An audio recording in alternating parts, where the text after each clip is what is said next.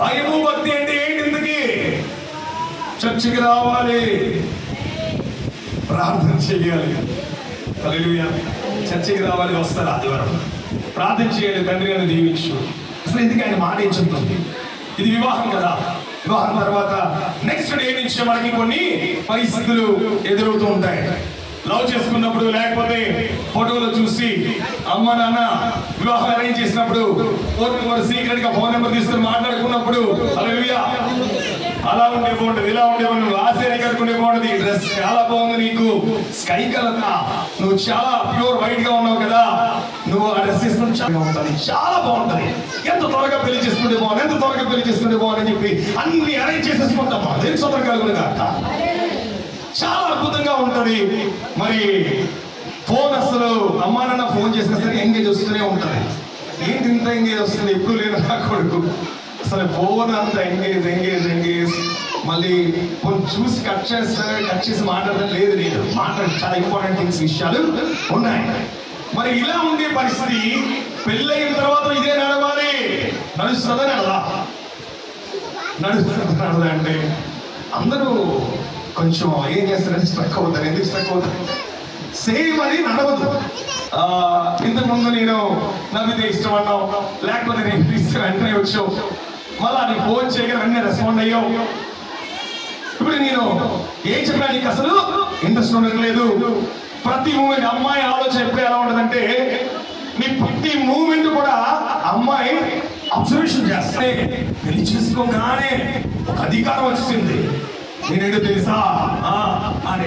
కానీ ఇంతకు రాలేదు, రాన్నా ఓకే, ఏమన్నా ఓకే. అమ్మాయి సేమ్ అలానే ఉంటుంది అనుకుంది, అంతే, అంత చక్కగా అలాగే నడుస్తుంది అనుకుంది. కానీ మరి ఎందుకు ఏంటి?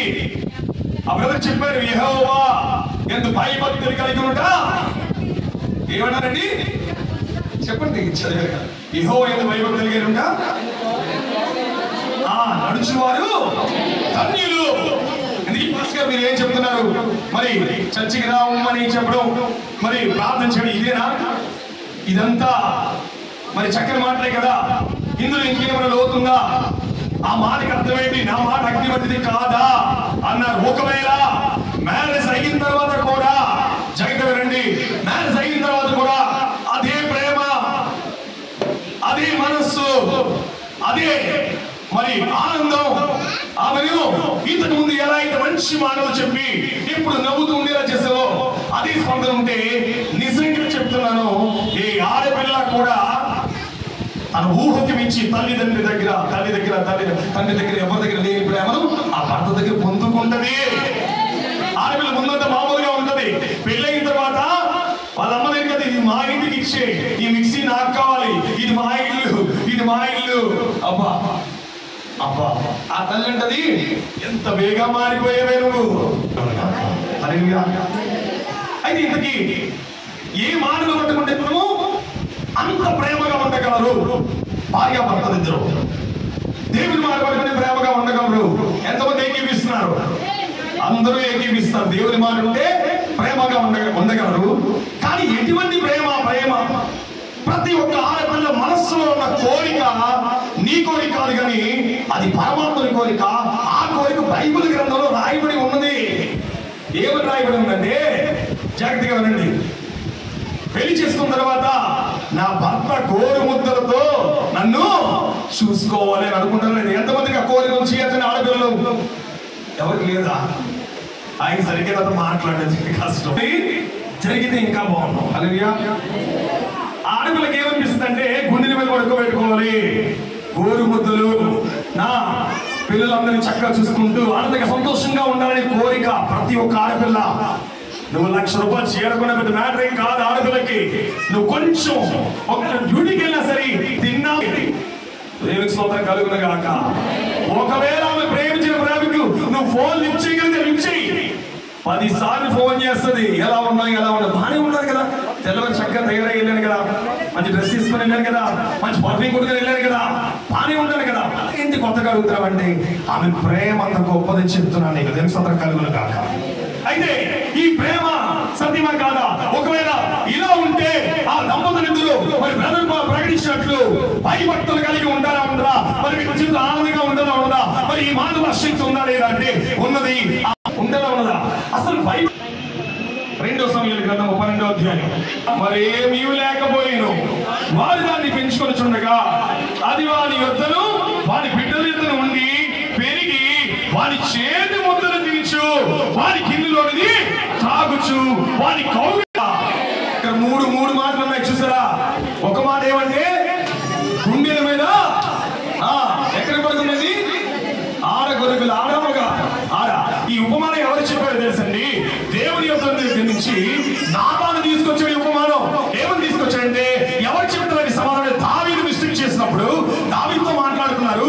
ఏమని వర్తమానం అంటే ఇదిగో ఒక ఆడగొరుగులు, ఆమె పేరు బెత్షెబా, వాళ్ళిద్దరు ఎలా ఉన్నారు చెప్పాలి. అమ్మా అందరికి అర్థమవుతుంది అమ్మా. ఎంతమందికి అర్థమవుతుంది చేయొచ్చాను ఒకసారి? అందరూ వింటున్నారా? దేవునికి సొంతం ఒకసారి గట్టిగా దేవుని సొంతం. ఇప్పుడు నేను 3 మాటలు చెప్పాను. ఇందాక బ్రదర్ 3 మాటలు చెప్పినట్టు ఈ 3 మాటలు మీ హృదయంలో ఒప్పుకోండి చాలు దేవుని సన్నిధిలో. ఏమేమి మాటలంటే ప్రతి ఒక్క ఆడపిల్లకి తన భర్త గుండెల మీద ఉండాలని ఉండదా? ఒకటి. నెక్స్ట్ మన హిందూ సాంప్రదాయ ప్రకారం భర్త తినేసిన తర్వాత భార్య అదే ప్లేట్లో తినాలనుకుంటా అనుకోదా? సేమ్ ఇక్కడ కూడా దేవుడు చూసారా? ఆమె అతని ప్లేట్లో భోజనం చేస్తుందట, అతని గుండెల మీద ఉందట, అతని చేతి మొదలు. అమ్మా నాన్న ఉన్నప్పుడు గురించి చెప్పట్లేదు కానీ అత్తయ్య మామ ఉన్నప్పుడు చెప్పట్లేదు. ఇద్దరు కనీసం కూర్చున్నప్పుడు చక్కగా నాకు ఒంట్లో బాగాలంటే ఆ భర్త తినిపిస్తే ఆ భార్య యుగాలు మర్చిపోదండి. ఒకవేళ ఏదైనా హెత్తమాకపోతే చూసుకుంది అని ఇక్కడ మాట్లాడుతున్నారంటే ఇప్పుడు మనతో దేవుడు మాట్లాడుతున్నారు. ఇదిగో మగవాళ్ళతో అందరితో చెప్తున్నారు. మరి ప్రత్యేకంగా మరి నిఖిల్తో చెప్తున్నారు. నిఖిల్ వింటున్నారు లేదా నాకు తెలియదు కానీ ఆడపిల్లలు ఎలా చూసుకోవాలని చెప్తున్నారు. ఎలా చేసుకోవాలి? పాస్టర్ డైరెక్ట్ అడుగుతుంది ఎలా చెప్పాలి పాస్టర్? హల్లెలూయా. కానీ సైడ్ మాత్రం చెప్తారు నిఖిల్ చాలా మంచోడు, నన్ను అడిగి చూసుకుంటాడు. దేనికి సోదరు కలుగున కాక. కానీ చెప్పడం దేవుని మహిమ పడుతాం. దేవుడు కూడా ఒక మాట మాట్లాడారు.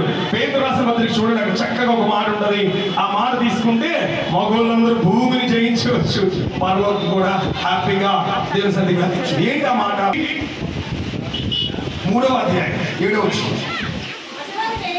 ఇటువలనే పురుషులు ఎవరితో చెప్తున్నారండి? పురుషులతో దేవుడు మాట్లాడుతున్నారు. ఏమని మాట్లాడుతున్నారు? జీవమున కృపావరంలో మీ భార్యలు మీ పాలివారి ఉన్నారని ఎదిగి బలహీనమైన ఘటమని భార్యను సన్మానించాలట. సన్మానించడం అంటే సాలువా తెచ్చి అంటే తెలిసింది మన. అంటే ఎన్నిసార్లు సన్మానిస్తాం పెళ్లి చేసుకున్న తర్వాత? రోజుకొక ఇది కావాలని అవ్వదు కదా. సన్మానించడం అంటే అది దేవుడు మాట్లాడారు కదా. కోపంలో ఉన్నప్పుడు కూడా నువ్వు తీసుకెళ్లి చక్కగా కలిపేసి ఇలాగ ఆమెకి బిర్యానీ లేదా ఇంకేదో ఇష్టం ఉంటుంది కదా, ఆమెకి ఇష్టమైన వాడు తీసుకొచ్చి లేదు మా తర్వాత పక్కన పెడతాం, ముందైతే తినమ్మా అని చెప్పి ప్లేట్లు వేసి కలిపేస్తాము.